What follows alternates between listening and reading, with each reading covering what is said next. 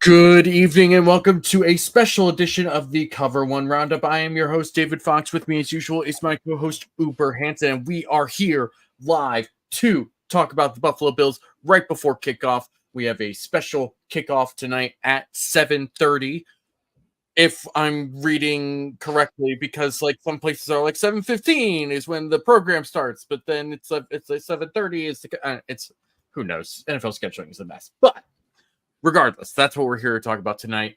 We have just seen inactives drop. We will get to that as soon as we get through our normal introductory stuff. Uber, let's start with you. How are you?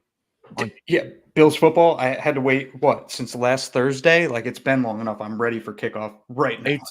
It is so weird to have a Thursday game that is followed up immediately, except it's not immediately. It's a Monday because it's a Monday. And it's even weirder when it's like, okay, week 1 p.m. kickoff. I'm like, this is exactly what I love. You know, first thing that I get to see is Bills football. Then short week on a Thursday. Okay, more Bills football, even if it's not the most ideal time. It's, more. Now we have to just wait like 11 days. And it's so weird. And I don't like it, but we're here now and we're going to have a great time, I think. Jason M says, hello, boys. The day has dragged on, but I am happy it is almost here and that it at least starts at 7:30 instead of 8:20. Very true. Anytime I can avoid like an 8 o'clock or later start time, I am happy. It is so ridiculous. Absolutely ridiculous staying up until midnight multiple nights during a week, especially on back-to-back days, especially on a work night. Alexander, oh boy, Vitrovan. I added, like, I half committed to an accent there and I realized that was a terrible idea. He says, yo, I will say yo back. All right. Before we get too much further, we'll get into inactives, but first we are going to talk about our wonderful sponsors here. Other side. There we go. Which is you guys who are One Pass subscribers and members. It is the best and most direct way to support us here at Cover One. You get exclusive content, in-depth analysis, scheme play, breakdowns, news before pretty much anyone else gets the news. Plus, Greg Thompson's salary cap breakdown. It is great stuff just on its own. On top of all that, you get a Discord server that is filled with people that want to talk about just about anything in life. Food, politics, if you're into that sort of thing, TV, movies, video games, music, anything you want is in that Discord. And hey, if you want to add a new channel, you can do that. Someone probably has to do that. Someone has to probably approve that. But regardless, like, it's a great community, a great group of people. It's the best way to support us, the most direct way to support us. Very, very happy to be a part of Cover One and have this community as part of that. As part of this whole process. So sign up today. Tom Bourgeois says, can Canadians join? Legally, yes. Socially, you might get outcast by your fellow Canucks, but that's a whole other issue. So sign up today. $60 a year is the best $60 on football you will spend all year. That is a fact. All right. That's enough of that. And as soon as I remember to turn, there we go. So, all right, the Bills right at the top of the show dropped inactives. 2 of these are extremely unsurprising in Terrell Bernard and Taron Johnson. Edefuan Ulofosio, or Edie Ulo. Edie Ulo. Yep. Too many vowels. Is also inactive. Ryan Van DeMark is also inactive for the 3rd week in a row, if I remember correctly. The biggest surprise to me seems to be that Mike Edwards is inactive, which is interesting, but also seems to be quite the vote of confidence in Cole Bishop, if you ask me. Yeah, I love that, because I had a tweet 2 days ago or something that said, I expect Cole Bishop to have more snaps this week than he did last week. Last week he had 6. This is a big deal. I don't know if Cole Bishop isn't starting. I think we'll see him in some sub packages though, which is exciting. And then also with Eddie Ulofoshio being inactive, that also means Buffalo boy Joe Andreessen is active for the first time in his career which is really, really cool for him. That'll be good. I mean, first game of your career is Monday Night Football at home. It's pretty cool. Yeah. That's pretty cool. I'm not gonna lie. Roy Collins says, "What happened to the recorded sales pitch?" Well, it was outdated, and I finally begged and pestered people enough that we got a graphic that does not fit our screen. So, just the tip of Canoe says, "What it do, fam? What it do? What it do, indeed." Big fluffy baby Zaddy Allen needs to take us to the promised land. This is in all caps. I'm not doing the comment justice if you're listening to this. Tom Bourgeois says, Canadian Bills Mafia. I mean, get that going, man. Be the change you want to see in your backwards northern country. Big Fluffy Baby also says that hat is fire. It really is. I'll be honest. That is I love this hat. phenomenal hat. Great hat. In addition to that hat being fire, we also have our wonderful sponsors at 26 shirts now. And another big benefit of being a part of Cover One Pass, you get a nice shirt to go with it. And if you've never heard of 26 shirts, you don't know what they're about, go look into them. It's probably one of the best companies we could have possibly partnered with for us. Just a great story, a great message that they do, they're just a great group of people and a great company doing good things in this world, and we need more of that. Roy Collins says, I think most fans, including myself, thought Edwards would be the starting free safety. I think, you would probably find a lot of people that would have agreed with that sentiment. Apparently, that's not what's happening tonight. Yeah. I'm fine with that, generally speaking, as long as, DeMar Hamlin, Taylor Rapp, and Cole Bishop all play to the level that we think they will.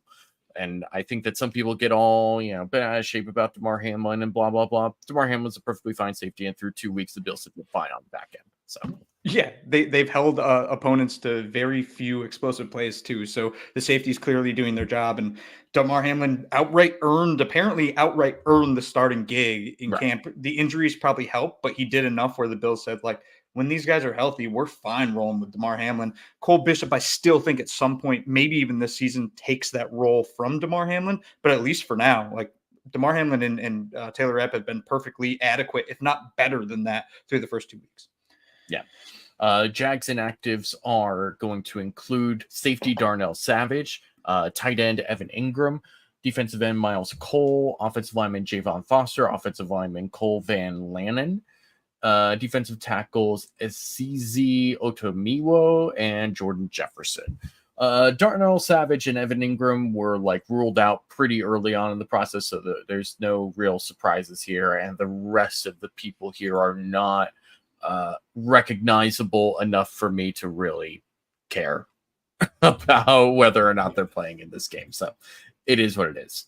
Yeah, I do think the Evan Ingram loss is massive for me, because if there's one weak spot in the Bills defense right now, it is a linebacker, just based on inexperience and the injuries to Terrell Bernard as well as Matt Milano and even Teron Johnson. So tight ends could, in theory, eat against this defense, and you lose essentially your best or most consistent pass catcher in Jacksonville, in Evan Ingram. That's a big loss for them. And then Darnell Savage, which I haven't fully watched much of him in Jacksonville, but him being out at safety, Andrew Wingard's also out at safety, Tashawn Gibson suspended at safety. They're very thin at safety right now.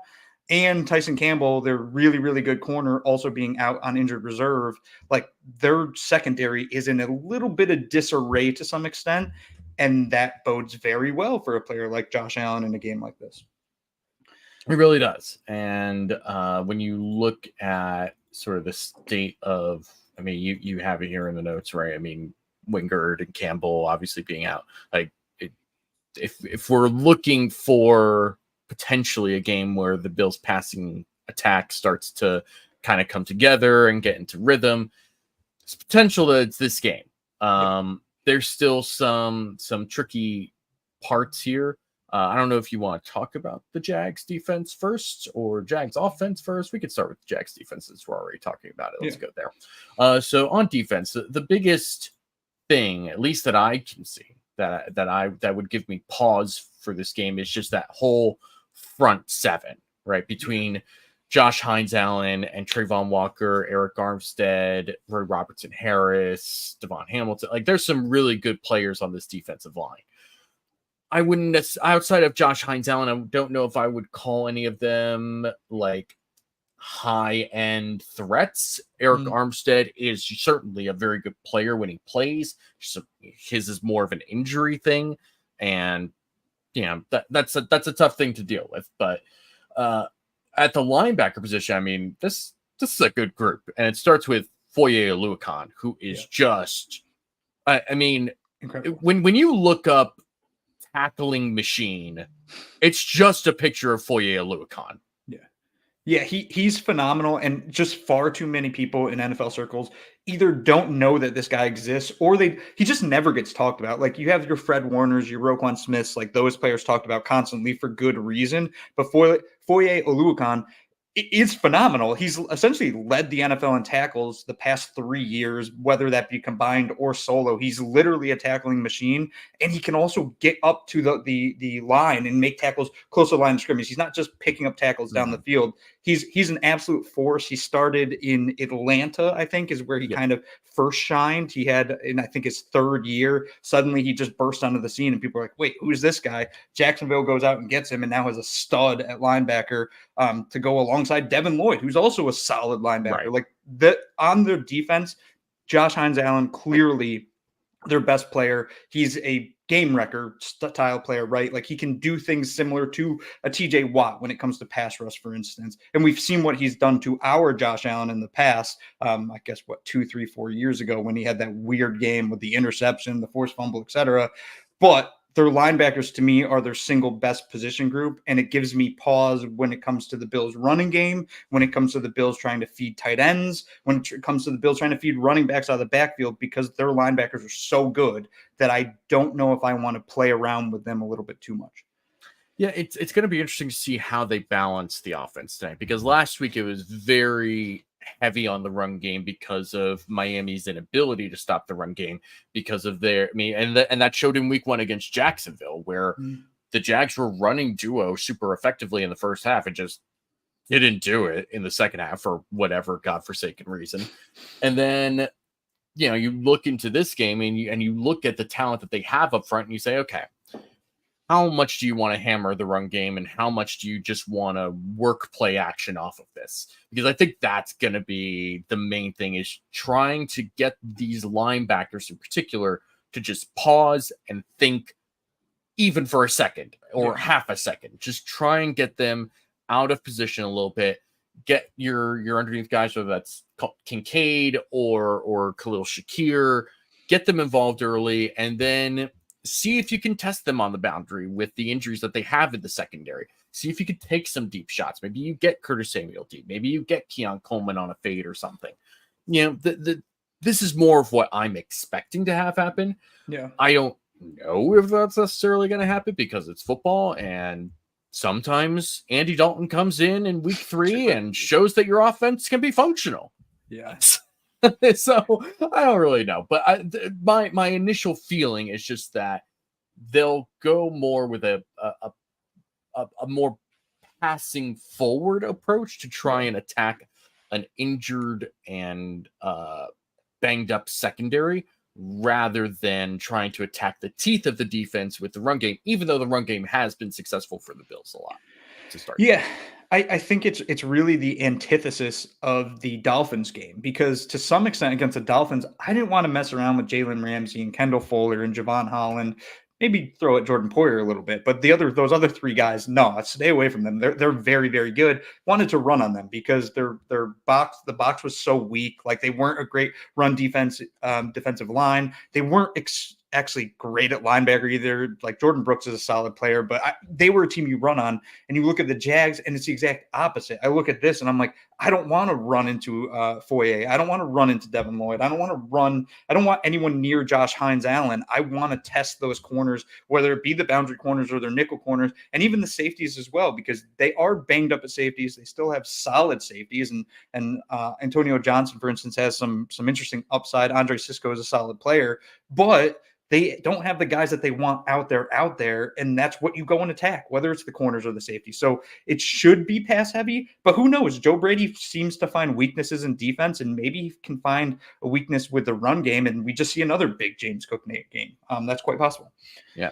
Justin Builds Lego says, I know they play man way more than any other team. That is true. And that'll be an interesting test for this group of Bills receivers, especially for Keon Coleman, whose biggest issue, right, was just getting separation. But he's also somebody who wins just with size. So if you're going up against a backup corner, maybe you can take advantage of that early on. Roy Collins says, what if MVS is the leading receiver tonight? If MVS is the leading receiver tonight, I'm not going to say something that I'm going to regret and like say like I'm going to do this or that. I'm going to like eat a piece of paper that says MVS is great or something like that. But I will be very surprised if MVS is the Bills' leading receiver tonight. That sounds insane to me. Justin Builds Lego also says in regards to the Andy Dalton comment from earlier, that shows you how terrible Bryce Young has been. Yeah, it's not great. Not great over in Carolina. But hey, they won a game. They have the same number of wins as the Dolphins. Let's see. Spin 0481 says, well, Josh needs 480 passing yards to lead the league in passing. Let's hope he gets that, because I am down bad in so many fantasy leagues right now, and I'm really relying on a Josh Allen game to pull my ass out of the fire at this point. So we'll see. It's Keon Shakajaki. This is Shakir's game. If he plays big, we win. Listen, little Shakir often plays big, it seems. Yeah. I feel like this is sort of, and Aaron Quinn has always been such a big Khalil Shakir guy, just because, like, I don't know, he plays in the slot and he's small, and that's just sort of Aaron Quinn's MO at this point, whether it's on offense or defense. But I struggle to think of a game where I was like, oh man, Khalil Shakir didn't come up with a play when he was supposed to or something like that. It's like, no, anytime he gets thrown to, he just makes plays. And honestly, I think that's sort of the onus of Aaron's like love for him. It's just like, when you throw to this guy, good things happen. And there's a great quote that I don't know exactly who said this, and I'm annoyed because I've heard it a couple of times just for the last couple of days. There's 3 things that can happen when you throw the football, and 2 of them are bad.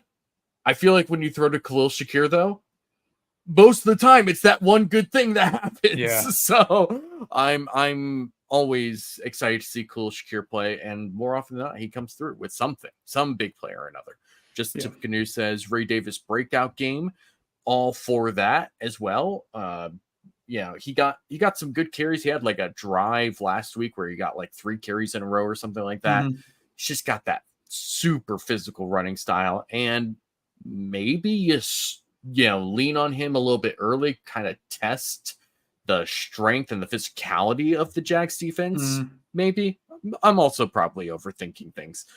But you do have him as a extra blocker. Like, he's a solid blocker, so you could see him take some snaps away from James Cook just as they try to protect Josh from whatever blitzes the Jaguars are sending their way, or if Josh Hines-Allen is absolutely destroying Spencer Brown, for instance, you're going to need to give him help, whether that's via Ray Davis or using Dawson Knox to kind of chip him in a little bit. For sure. Any other thoughts on the Jags defense, other than the fact that it's okay? It's very weird that Ronald Darby is starting an NFL game in 2024, right? It's wild. It's wild. Literally it's so weird, man. I was in college when that dude was drafted. I don't like how far away that feels now. It's not fun. So let's move on to the Jags offense and your favorite quarterback, Trevor Lawrence. Just, what else can be said from you about Trevor Lawrence that hasn't been said already? Probably anything positive, right? I just have a feeling, and I don't like this feeling, that I'm going to get what's coming to me today, and Trevor Lawrence is going to go out and just have the best game of his career, and I'm going to have to – I'm not going to back off my take that he's not a good quarterback, but he very well could just have that one great game, because that seemingly is my luck in these situations, or he could completely shit the bed, which he does in every single big game in his entire career, essentially, and this is a massive game, because if the Jaguars do not win this, their season is over. It will cease to exist. You cannot start 0-3, especially as the Jacksonville Jaguars, and think you're going to make the playoffs. So Trevor Lawrence better come to play and better have more than like 150 passing yards and 1 touchdown with a 50% completion percentage. Like, dude, he's got the weapons too. Go use them. I don't really get Trevor Lawrence. So here's what's interesting to me. The Jags, despite being 0-2 and looking pretty bad to get to 0-2, they have a chance to be second in their division, right? If they win this game, because the Colts beat the Bears yesterday, which is a cross-conference opponent, so you don't get the same weight in terms of win, whereas this is an AFC opponent, so the Jags would win that, so they'd be in second place behind the Texans, who through 3 games, I mean, they're 2-1, but they don't look great through those 3 games either, and especially against Minnesota, they looked rough on offense in particular, and like this is a chance for the Jags to not just like kind of save their own reputation at the moment, but it's kind of a way for them to save their standing and their potential playoff ability. Like everything's kind of on the line for Jacksonville right now, because if you start 0-3, what's their next game? Houston. They're playing Houston. Yeah. They could be in first. Yeah. They could be 0-4, or they could be 2-2 and leading this division. Yeah. Like everything is on the line for Jacksonville starting right now. And if they win this game, that means that they have some momentum going against a Texans team that looks mediocre right now. And if they lose this game and they get to 0-3, they're going to be pretty messed up. And if they lose to the Texans, they're going to be 0-4. And see ya, Doug Peterson. I can't imagine him surviving that. Yeah, and I don't know. Here's the thing with a team like the Jaguars too. Let's say hypothetically they do start 0-4, which it's quite possible they could be 2-2 here in 2 weeks, and this conversation won't matter at all. But if they start 0-4, my biggest thing with a team like them is, what do you do? Like, you can fire the coach, you can do all that, start over, but you just paid this quarterback a heap load of money, and if you can't win a game in 4 games in the start of a regular season, I start to have major concerns about your team in general, especially in that division. That division has been historically not good, and Jacksonville hasn't been able to capitalize on it for years and years and years and years and years. And now this seemingly, like, you have the team. Like, go at least compete with Houston, and Houston looks vulnerable right now, and Jacksonville just doesn't look good. So they have to win tonight. They literally have to win tonight, and if they don't, it's going to be chaos in Jacksonville, which I'm perfectly fine with because those fans kind of annoy me a little bit. So. I feel like they annoy a lot of Bills fans because they probably remind Bills fans of Bills fans. Yeah. And that's, yeah. Sometimes you don't always love the look in the mirror, right? Yeah. It is what it is. But what's really, I mean, this is a talented roster, despite all of Trent Baalke's misgivings. Like, this is a talented roster. And, I'm going to throw something out here. A couple of years ago, right, it was the Titans who were kind of the Bills' bugaboo, right? In 2020, they had that weird COVID game that had to get rescheduled, and the Titans were like, oh, everyone was, had us against the wall because of this, and it's like, you guys broke the rules, and you're acting like you're the heroes. Like, pump the brakes on your own self-flagellation here. Yeah. All right, but that was a tough loss, especially with how that season had started. That was such a dumb way to have your first loss. And then in 2021, they have a Monday night game that goes back and forth, and then Deion Dawkins slips, and Josh Allen can't get a first down. You mean Taylor Lewan? Oh, Taylor Lewan. That's right. My bad. Yeah. Dawkins was the backup at the time. That was 3 years ago. I don't know if everyone gets or remembers that reference, but I do. I remember. Thank you. The axe never forgets. Yeah. But then in 2022, right? Oh yeah. Week 2 on a doubleheader on Monday night. Boat race. In Buffalo, the Bills have the Titans in town, and the Bills remated them. Yeah. And it wasn't even close from the get-go. At one point, it was 7-7. And then from there, it was a train wreck for the Titans. I'm not saying that that's what's going to happen. I don't think it's going to be quite so devastating of a loss. I don't think it's going to be like a huge blowout necessarily. But I understand that people are annoyed and frustrated with the Jags because the Jags have had some weird wins over the Bills over the last couple of years. I just get the sense that this is a team that is kind of beyond dysfunction.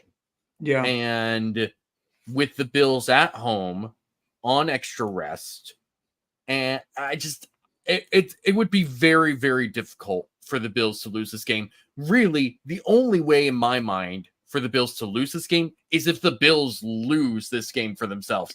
It won't be because the Jaguars suddenly turn into a great team and they get it all together. They could be 1-2 after this game, and I will still pick the Texans the following week. Yeah. Because I don't have faith in this Jags team. If the Bills lose this game, it's because the Bills, as has been the case over the last couple of years, are their toughest opponent. Yeah. I think that's a great way to say it. Like, I don't think that the Bills can lose this game to the Jaguars. They can only lose it to themselves. Where conversely, if I fast forward in time a little bit and I go talk about the Ravens here next week, and I won't go too much into this, I think that the Bills can straight up lose to the Ravens. The Ravens can beat the Bills. The Jaguars can't beat the Bills. The Bills can beat themselves. And that's the biggest fear is this game. And I keep using the word goofy. That's my new word for just people being goofy in the NFL. Like, that's how you lose, is Josh Allen being goofy and doing something stupid, right, or James Cook being la-di-da with the ball and fumbling it. Like, it'll take a turnover or two. It'll take punting to Devin Duvernay and letting him get a full head of steam and score a touchdown on special teams. Like, that's how Jacksonville's path to win this game exists. But I don't expect it. For anyone that read my Sports Illustrated write-up on this, 31-14. That's my prediction. The Bills blow out the Jaguars because the Bills just seem like the more professional franchise right now, and they seem to just be on that smooth road towards another division title, towards the playoffs, where Jacksonville's all over the place. There's chaos. The coach might get fired. Trevor Lawrence isn't happy. There's all these weird injuries. Like, it just doesn't seem good in Jacksonville. And they're going to be desperate tonight. And I know a lot of, I guess, Bills fans or national people are talking about like desperation, like that, you corner an animal, they're going to fight to get out. Sometimes they do, and sometimes they cower. And that's what I kind of expect from the Jaguars. Yeah. I expect a lot of mistakes because Trevor Lawrence knows he has to win this game. And if they don't win it, he's in big trouble essentially with that franchise. I expect a couple turnovers from Trevor Lawrence. I expect a couple mistakes from him. So even if the Bills have the mistakes, I still see the Jacksonville Jaguars making the equivalent number of mistakes, in which case the Bills have the advantage in this game. Spin 0481 says, wait, Uber works for Sports Illustrated? Yes, we both do. We both do. The former disgraced co-host of the Cover One Roundup, Kyle Salagi, is now one of the editors for Buffalo Bills on SI or Sports Illustrated, and brought over me, Uber, Greg Vorse, and Chris Seth. Yep. And we write stuff. I'll be writing a recap for them after this game. And another reason why I'm glad this game starts at 7:30 and I'm hoping for a blowout so I can get to bed before midnight tonight. I'm very, very hopeful for that. But we all write for Sports Illustrated now. So it's great. Go look Buffalo Bills on SI after the show is over or during the show. You know, you're capable of multitasking, I'm sure. Yeah. Roy Collins says, I think we're going to find out what the passing game is tonight. We haven't really seen it yet.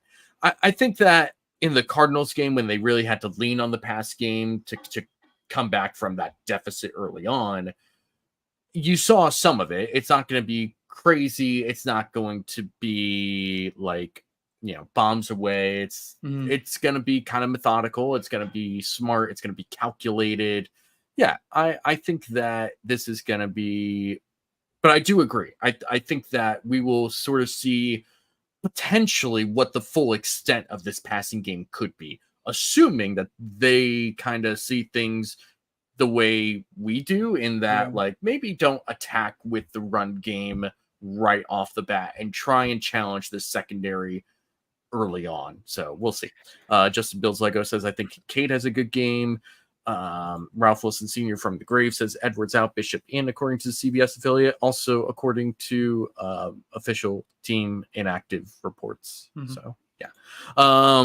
Yeah, it's going to be interesting. I am generally confident in the Bills in this game. Again, if the Bills lose this game, it's because the Bills lost this game to themselves with mistakes or penalties or drops, bad turnovers, the usual stuff that a team that is clearly better than the other loses games to, right? It's just really bad mistakes and stuff like that. But coming off of an extra couple of days of rest, not just from Thursday night, but also going from Thursday to Monday, it kind of just feels like, okay, I feel fine about the Bills' chances. I'm not like quaking in my boots about a potential like upset loss.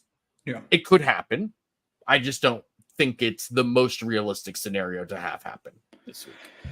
Yeah, I think like my big thing with that too is like I compare the wide receivers on both teams to the corners on both, or the DBs on both teams, and I'll take both of those DBs, and to some extent I could probably argue I'd take the Bills' skill players at the receiving positions, including Dalton Kincaid at tight end, because I like Kincaid, I like Coleman, I like Shakir, I like Samuel, I like all of that for Buffalo. But I dislike Jacksonville's secondary. I think it's really weak, and I love the Bills' secondary right now. Christian Benford is playing out of his mind right now. Rasul Douglas looks great, and people are just forgetting he exists. And then you have DeMar Hamlin, Taylor Rapp, who we've already covered. And then the Bills are just like, oh, here's Cam Lewis and Jamarcus Ingram, who are going to be solid players as well. So for that, like, I don't know how Trevor Lawrence is going to find ways to get the ball to his receivers consistently and keep it out of harm's way. If he's going to throw it up, like I expect Rasul Douglas and Christian Benford to compete with the likes of Brian Thomas and Gabe Davis and try to steal the ball from him, essentially. Yeah. And there's no singularly like strong receiver for Jacksonville to kind of focus in on. It's a very spread them out kind of offense in terms of how they're built, at least. Gabe Davis, Christian Kirk. I mean, Christian Kirk is a really good player in the slot when he's healthy. Gabe Davis, we all know what Gabe Davis can do. By the way, like Gabe Davis is scoring tonight, right? Yeah, he is. In all likelihood. Yeah. I mean, then again, I also thought that Jordan Poyer was going to have like at least one turnover last week, and he ended up not doing that. So we'll see. It's not like the Bills don't know how to plan around Gabe Davis or anything like that. So we'll see what happens. But what would you say is the biggest actual realistic issue that the Jags could present on offense? It's Christian Kirk, and he hasn't got off to a good start. I think he only has 2 catches through 2 weeks, but if the Bills are weak somewhere when it comes to their secondary, it's at the nickel position just because they're missing Teron Johnson. So you're going to throw at Cam Lewis. If they go into that like dime package, who knows? Maybe it's not Jamarcus Ingram anymore. I'd be surprised if that's not the case, considering what he just did 2 weeks ago. It could be Cole Bishop, but like that's where you attack is over the middle on the Bills. That's their weak point, and Christian Kirk can live there. Gabe Davis, we all know, more of a boundary guy, just a big receiver that's going to go past that first down marker. You're not going to check it down to him underneath. And Brian Thomas is still ascending. He's looked pretty damn good through the first couple of weeks, but I don't expect him to consistently win over the middle, more of the boundary guy to me, at least for now. That could change. Christian Kirk is the danger, and or the running backs out of the backfield catching the ball, not necessarily running it. Catching it concerns me. Yeah, ETN just has that breakaway speed that's hard to defend against. And if you get him in space, and especially against the linebackers that the Bills have right now at the moment with Dorian Williams and someone else who's, oh my God. Yes, Balin Spector. That's why I forgot. I just assume he's injured. So it's that would be the match. If I'm the Jags, those would be the matchups you try to attack, because those are the clear weak points on a defense that has played extremely well through the first 2 weeks. And you look at the Jags offensive line, Cam Robinson, Ezra Cleveland, Mitch Morse, Brandon Scherf, Anton Harrison. They haven't been great. It's not been a great offensive line. I don't think they've been so porous as to be like the biggest issue with the Jags, but they're not that far behind of being a really bad issue for them.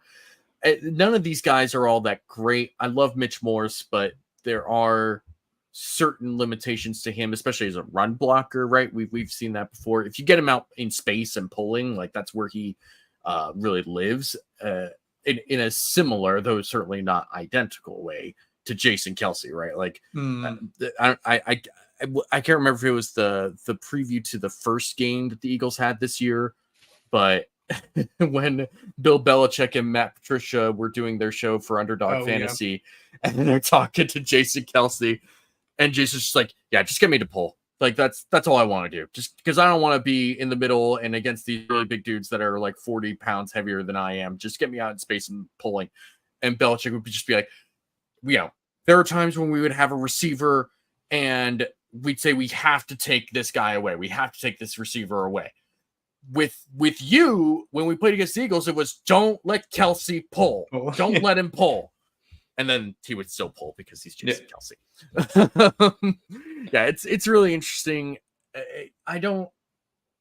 It's not a great offensive line. It just isn't. And they're not specialized in any particular format in the run game, right? Like, I mean, we talked about it earlier. They ran duos really well against Miami and then just totally went away from it by going into more of a zone game, which kind of fits what like Ezra Cleveland and Mitch Morse can do, but the duo kind of gap scheme fits more a mauler like Brandon Scherf and Cam Robinson and kind of Anton Harrison to an extent. But like it's a weird mishmash of guys, and they're not coached up well enough from either a broad standpoint, from like a schematic standpoint, or probably from a technique standpoint either. Like it doesn't really work. It's not a super cohesive unit in my mind, and you're kind of seeing the results of this not being a super cohesive unit.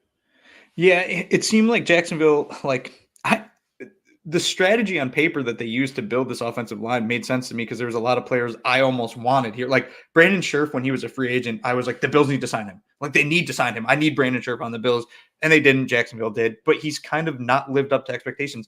Cam Robinson, when he was drafted, was expected to be this franchise left tackle, like game-changing style player. He never really lived up to those expectations. Anton Harrison had some potential, and it looks like an absolute disaster at right tackle, to a point where tonight I expect Gregory Rousseau to have a similar game he did against Arizona, because Anton Harrison's just not that dude, and Gregory Rousseau is that dude right now. So I look at that trenches, and the Bills should dominate. Like Ed Oliver and Daquan Jones and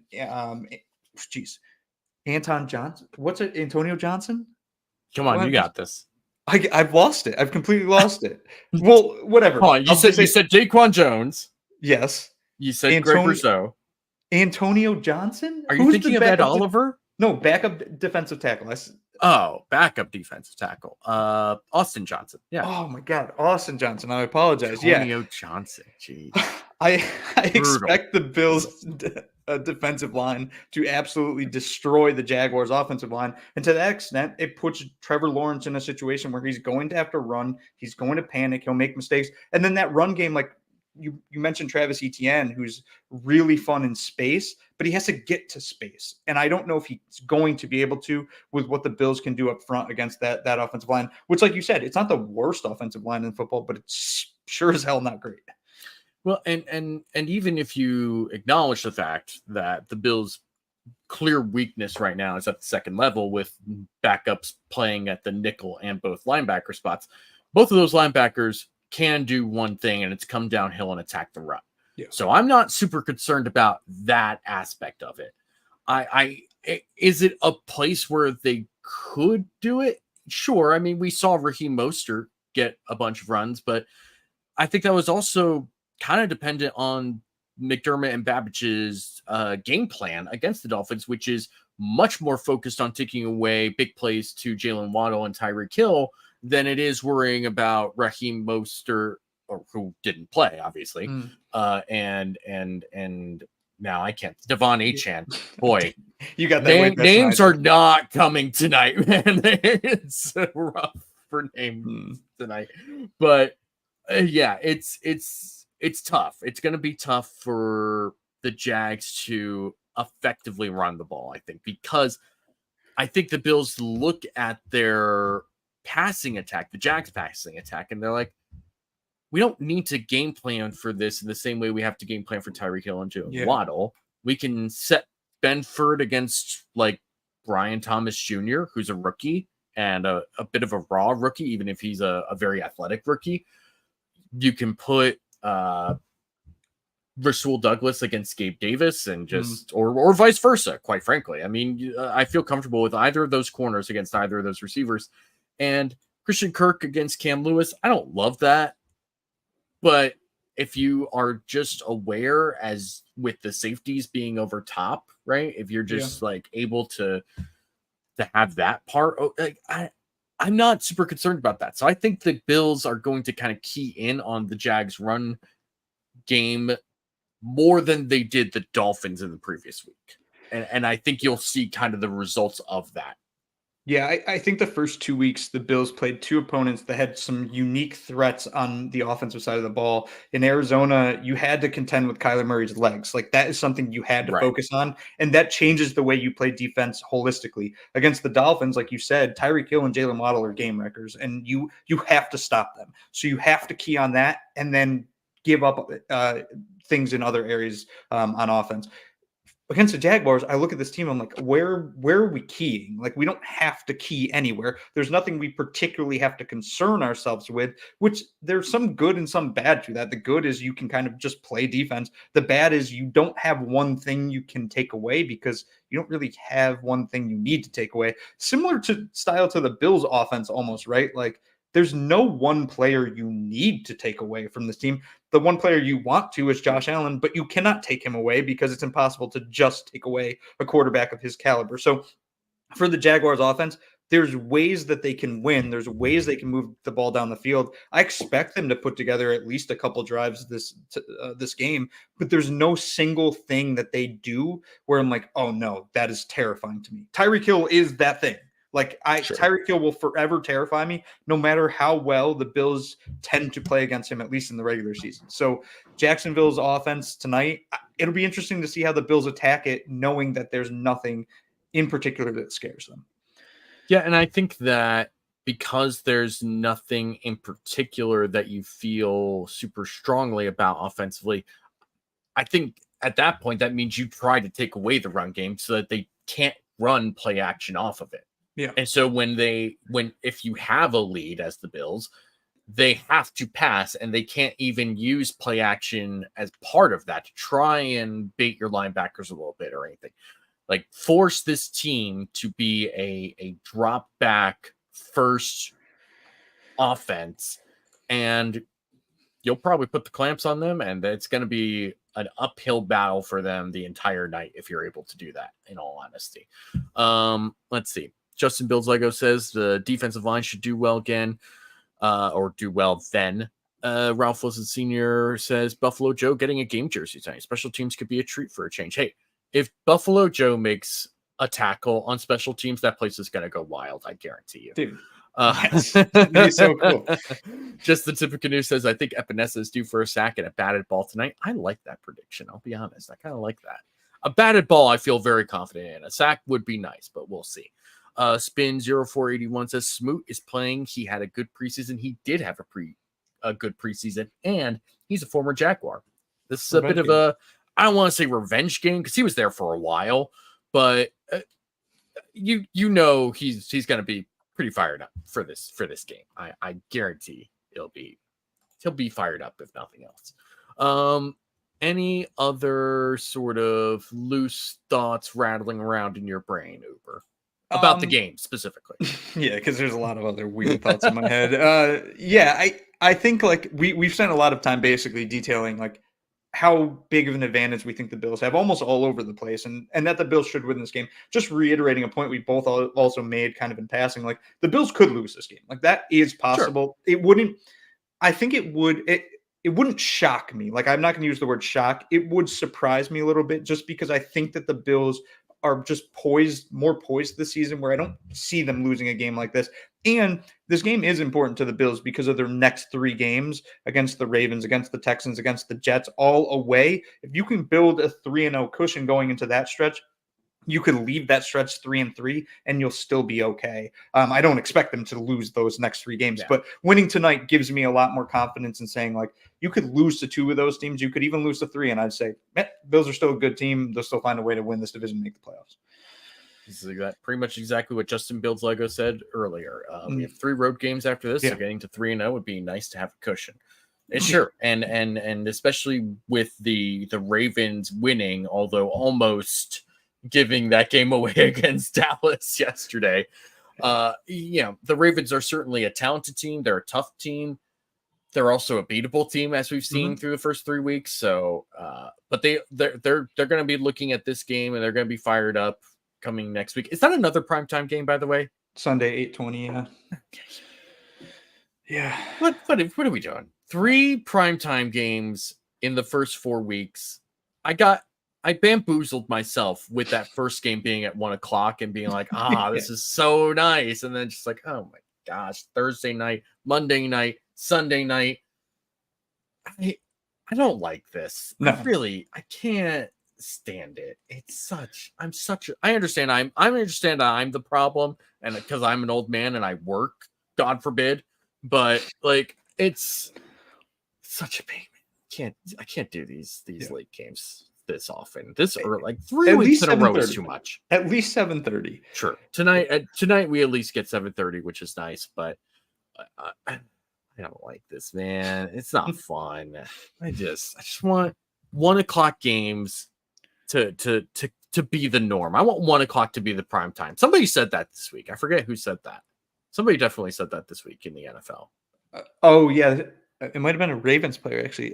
Somebody was like 1:00 games where it's at. I want all my games to be 1. Because they're right. 1:00 is the premier time to have a football game. Not like it was easily the best part of the drought for the Bills. Which is like, okay, get this game, however it happens, win, lose, tie, whatever. Get this out of the way early so I can just decompress and sit in my feelings while still watching and enjoying some other football game this week. Sure. But waiting for a night game to start and then to finish, it's just annoying. I don't like this. It's annoying. The downfall of being a successful team. For me, I'm just interested in seeing how the Jags are going to kind of fight back after 2 weeks of pretty miserable football for them. The idea of like a cornered animal game is definitely a thing, right? And it's maybe something that plays a big factor in this game. Maybe the Jags are just a little sharper, a little more energetic, a little more physical at the top, but this really feels like a team that's almost sleepwalking. And I mean, we talked about this after week 1, or maybe it was last week when we talked about the Jags trying to preview for this game, but just that, like, nothing changed for this team offensively in terms of philosophy and scheme and coaching staff. They basically completely revamped their defense and brought in someone who I think is a good defensive coordinator, and so far has been doing a not bad job for them. But you look at the offense and, oh, wow, it looks exactly the same as it was down the stretch of last year when they lost a bunch of games. Who could have predicted that? And it feels like that sort of lost, weird mentality that they had towards the end of last year is the exact same that they have starting this season. Like, nothing has changed for this Jags offense. And I just have a really hard time believing that tonight is the night where it's all going to get turned around. Maybe. Yeah. But I just don't see it happening. Yeah, it seems like I don't know. It seems like a game where if you're the Bills, the strategy should be like, get them early. Don't let them stick around, which is a thing you could say about literally any game. But this one seems unique. It's like, can we get out to a 2-score lead in the first half? Because you do that, they'll just crumble. Like, they're not going to have any fight left. They're coming into this game, and they can say all they want, that they're going to be spicy, that they're coming out with a vengeance because they know that this is do or die. But if the Bills kind of put it to them early, like that'll just end real quick, and you'll see the infighting on the sidelines. Like, get them early, don't let them stick around, because if they do stick around, like we've said, they do have the talent to still compete, and like they can make plays. They have those players on this roster, so there's some concern there. Will be interesting to see how the game starts, to be honest. Nathan Chirpak says, here's to Trevor Lawrence literally shitting his pants tonight with a classic multi-fumble game. From your lips to God's ears, right? Wouldn't surprise me. Sweet Spike just straight up calling me out. David is being a baby. It's like the same thing when it's hot, people want it cold. When it's cold, people want it hot. When the games are in prime time, you want them at 1 p.m. And when the games are at 1 p.m., you cry about not having prime time. Let me be very, very clear here. I don't care what anyone else thinks about this. First of all, I live in Florida. I always want it to be cold. I have lived in Florida for so much of my life. I went to college in Illinois just to get away from it. Wasn't the only reason, but it was part of the reason. There were times when it's March and it's snowing. Yeah, I wanted to see the sun. That's a natural thing at that point. But that doesn't mean that I wanted to go back to Florida where I see the sun unclouded, unshielded for 9 months out of the year. In the same sense, I don't really care what people's thoughts were about wanting primetime games beforehand. I want a 1 p.m. game every Sunday for the rest of my life for the Buffalo Bills. Yeah. Unless it's a playoff game. That's all I care about. I don't really care. I'm sure other people enjoy primetime games. Good for you. I don't care. I just want a 1 p.m. game for all the reasons I listed before. That's what I care about. Y'all can care about whatever else you want. This is what I care about. And that's going to be probably the most excited I get all night. Well, you're going to watch Josh Allen play. I promise you'll be more excited than that. That's fair. Nathan Chirpak also with a lovely $9.99 super chat. Thank you. Go Bills is what he says. And to you, I also say, go Bills. Yeah, go Bills. I'm very excited for this game. I am excited that it starts at 7:30. Man, I kind of feel bad for only doing this for 50 minutes or so. Do you I mean, what else we got? I got nothing. I'm just excited to watch Bills football, and the Bengals and Commanders game is going to start an hour into the Bills game. I will pay no attention to that until there is 0 seconds left on that clock for the Bills game, and then I'll probably flip over and hope to see the Bengals losing that game. But yeah, man, I'm so excited for. I feel ready for a Josh Allen game. You know what I mean? Like a legit Josh Allen, 300 yards passing, 50 yards rushing, 4 or 5 touchdowns, and then just really sprinting out and being like, I'm the MVP favorite, and second behind me can be Sam Darnold.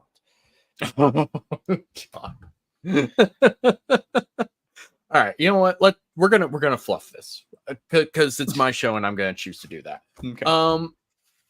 Any thoughts from week 3 that have nothing to do with the Bills? Just from what you saw in week 3, any other extraneous thoughts that you had from games that you watched yesterday? So the 2 that stick out are the Dolphins are dead. They are dead. That franchise is dead. Mike McDaniel, the whole entire fan base is turning on him and they want him dead, essentially. Like Mike McDaniel, I've never bought, and he looks like an absolute disaster. Granted, he has no quarterback, but he had no idea what to do. Like, he was calling the same exact game and couldn't find ways to protect Skylar Thompson. It's just a really weird game. But more so that Texans game, I watched every single snap of that game, and I've watched a decent amount of Texans prior to that game this year. Something doesn't look right. Something looks weird and not connected. And it's like, you guys have so much freaking talent everywhere on that team. You should be way better than you are. In the first 2 weeks, they kind of barely won and skated by and almost only won those games because of mistakes by the other teams. And now in this game, they get absolutely boat raced by the Vikings. Like, I was a little bit nervous of the Texans going to the season, and I'll be nervous when we play them, but there's real issues there, and I don't know what the issues are per se. I felt like, and we've talked about this because we kind of felt like the Texans were kind of getting crowned a little too early during the offseason based on how they played in 2023. But I go even towards the end of last season when everyone was like, oh, Bobby Slovic is this like big head coaching candidate. It's like, really? Are you sure? How many Texans games have you watched from like start to finish? Not just CJ Stroud highlights. like start to finish, because he would rely on the run when it wasn't working way too much. The passing game. I mean, there were some people that I felt were that I trust just in terms of evaluating sort of scheme and offense, play calling, and that sort of stuff, who all kind of felt the same way about Bobby Slovic, which is like, he's fine, but CJ Stroud was kind of saving his ass more than once throughout that season. So, which is saying something for a rookie quarterback. And they have plenty of weapons. They have a halfway decent offensive line, but they were out of sorts against the Vikings yesterday, who, in fairness, Brian Flores was putting that entire offense in hell with typical Brian Flores chicanery. I mean, just every weird, strange look. Brian Flores, I feel bad saying it because of how his Dolphins tenure ended and all the stuff that comes with that. But he kind of, to me, feels like one of these Steve Spagnuolo, Wade Phillips types of guys who, like, is just a high elite level defensive coordinator when he gets the tools that he wants, but just doesn't quite have what it takes to be a head coach. And he might get another shot at another job, maybe. And especially with this upcoming coaching cycle, this coaching class not being great, I could see a team maybe going for Flores, but I don't know. He just sort of seems like one of those sort of Steve Spagnuolo, Wade Phillips types of guys. Wes Phillips, on the other hand, is the Vikings' current offensive coordinator, and in a head coaching class in 2025 that doesn't look like super promising, and especially with Sam Darnold playing as well as he is right now, like Wes Phillips, future head coach candidate. That's all I'm gonna say about that for right now. Yeah, it's gonna be interesting. Of the games that I watched, I was definitely tuned into the Eagles and the Saints, which was a bizarre game. Yeah. Now, if I had said beforehand, yes, this is going to be a bizarre game, I would have assumed it was because the Saints and the Eagles just went back and forth, like 30 points for each team. That was not the case. The Saints were leading that game 3-0 for a very long time. Yeah. And the Eagles ripped off a 65-yard run with Saquon Barkley to make it 7-6. The Saints went down and scored a touchdown to make it 12-7 and missed the 2-point conversion. Then the Eagles got the ball back. They have a couple of short throws that don't really go very far. They have a penalty. They have a sack that sets up 2nd and 16, an incomplete pass that sets up 3rd and 16. And then they run mesh for what had to have been the 5th time that day.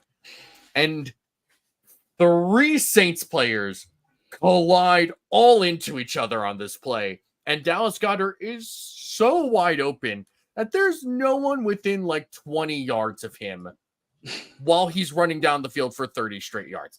It was one of the weirdest games I've ever seen in my life. And especially with how Nick Sirianni coached that game. He is so fortunate he won that game, because he's one of these guys that I said coming into the season, like, this is either someone who's getting canned by like mid-season, at best, or like if things go wrong, or he's getting a new contract extension by the end of the season because the Eagles win their division and they're, some great team or whatever. But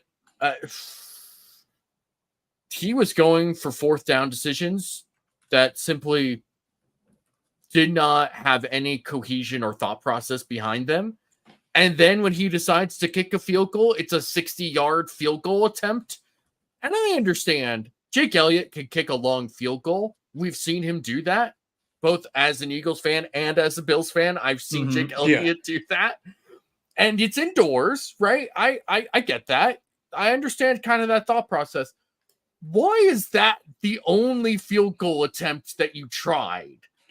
When at no point did that make any lick of sense to have that be the only field goal attempt they tried in that game. It was so bizarre.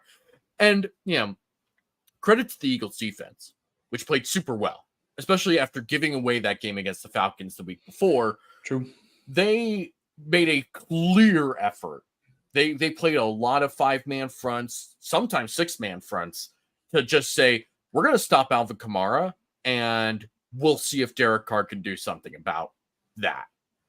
And he couldn't for most of the game. The Eagles were able to get pressure because the Saints couldn't run as much play action effectively. And Alvin Kamara was contained as much as Alvin Kamara can be. And it was a really good bounce back game for the Eagles defense, especially considering it was in New Orleans, all the points that they had scored the last 2 weeks. But God, this Eagles offense and Nick Sirianni, it's not great. And I don't know what the plan is if things go so sideways that they feel like they have to make a coaching change, because who are you going to promote? Going to promote Vic Fangio? That's not interesting or exciting at all. Kellen Moore, I mean, if you fire Nick Sirianni, you should probably just fire Kellen Moore as well at that point, because that just does not make any sense. Yeah. And it's kind of a mess. And you know what? It may not matter because the Cowboys suck. And they're the only team that can possibly threaten the Eagles at this point, I guess. This division sucks. Maybe Malik Neighbors. This division sucks. Malik Neighbors wins the division by himself and himself alone. He might. Yeah. He might save Dable and Joe Shane's jobs, and hopefully not Daniel Jones's job. But there's a TikToker I follow now, and she talked about how, like, just because she's a Giants fan, and she feels like that's the most embarrassing thing about her, which is true for the record. But what's funny is, like, she's talking about it. And I'm like, the only thing that could make Daniel Jones look like he's not the worst player on the field is the fact that Deshaun Watson is also on that same field. Yeah, dude, that dude's cooked. Absolutely cooked. So bad. It's so bad. And the point, Giants fumble the opening kickoff. The Browns get the ball. First throw to Amari Cooper is a dime. I mean, that was a great throw. It's the best throw Deshaun Watson has thrown in years. Yeah. And it will continue to be the best throw that Deshaun Watson has thrown for years, because he was awful for the rest of that game. There's a throw he made that should have been picked off. And bizarre decision. I don't understand what was going on through his head. Just bad. Everything is bad about the Browns and their offense with Deshaun Watson. And the fact that they are keeping Jameis Winston from us as a society is wrong. It's wrong. It's un-American.